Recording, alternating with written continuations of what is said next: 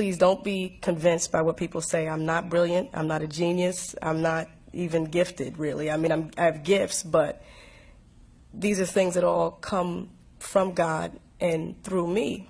Everything that is out there, everything that I'm privy to, you know, so are you.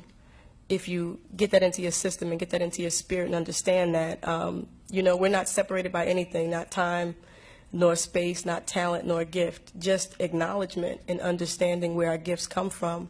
In order to promote something higher, I mean, I feel now, at the ripe old age of 25, that the only thing that I could do is serve others. You understand what I'm saying? And because there are people who have not reached that point in their walk, you know, yes, there's a little anger, there's a little resentment, because you raise a standard. You know, you especially when you do it and you make some noise and you're saying something that holds a mirror up to a lot of the negativity and self-indulgent things and messages that a lot of other people, you know, but we're all young. For me now, I'm learning that it's more important to be righteous than to be right. I've tried to be right. You know, this is right. This is an injustice. This is a travesty. I'm right. But I've been very unrighteous and still right. You know, I live in this physical body. This is like my address, like 22 Eder Terrace. I just gave everybody my address, but that's my address. Fight me. No. But this is where I live, you know, but there's something much deeper. Who I am, you know, has nothing to do with, you know, the hair and the shoes and stuff, even though I like shoes. So I pray for the people who don't understand me. And I tell you, to be honest with you, I pray more now to understand than to be understood. I pray now to learn how to love than to be loved. Because our enemies are not physical bodies. They're actually our family. They don't know it, and we don't always know it. But our enemies are not, you know, they're not flesh and blood. And our problems are not flesh and blood, even though we think they are.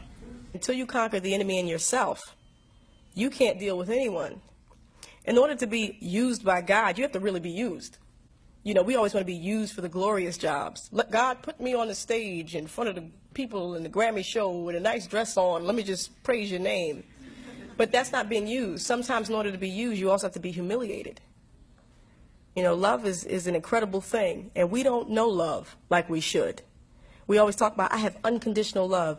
Unconditional love is, we don't even know it, because if a person stops stimulating us, we stop loving them. We're all trying to get to this next level without, as my brethren says, without the next level finding us. You know, it's like life is peaks and valleys. And some people think some people explain that as good times, bad times, but I actually think it's learning or let's say, learning mastership, okay, or study mastership. And that's what you stay stuck on top of one hill, one mountain, when, you know, God's intention is that we study and master a bunch of different things. But, you know, once you're on the top of that mountain, you have to go this way. And then once you learn and you go through that, you are on the top of another one. So I would just encourage everybody, never be afraid of not knowing. Never be afraid of not knowing. You know, find out. Because that's how you get, you know, to mastership. Let's not be mediocre in our greatness. You know what I mean? Like, think big. Think big. And think in doses. Think in experiences. And don't be afraid of experiences that teach you.